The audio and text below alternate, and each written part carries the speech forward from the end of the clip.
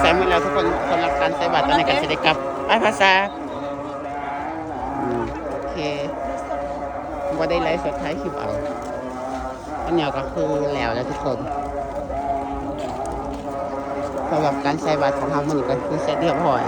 ปีเหนียวก็คือสิได้จบแค่นี้เดี๋ยวมื้อแรงบ่มาแล้วว่าต้องฝากเก็บเครื่องกับบาตรมื้อแรงก็คือมื้อสุดท้ายอันนั้นคือเก็บเข่าโอ้ขอโทษหลายๆคนคือหลายแห้งเลยทุกคนตั้งแต่ทางเขาจนว่าเอาถึงเดินในโคตรกว้างเดินบริเวณแคบๆเดินบนพระธาตุหลวงเพราะว่าแต่ละปีคนจะมาโฮมกันที่นี่ก็โคตรกว้างนะคือจังแบบ สบายดีเห็นในคลิปขายแบบว่าสนามบินเลยโคตรใหญ่แต่ว่าเต็มคนเต็มก็วางตอนนี้เขาก็ทยอยกลับแล้วมันก็เลยห่างไปเรื่อยๆเราก็กลับคือกันแล้วพบกันในคลิปหน้าได้ทุกคนไปบ้าน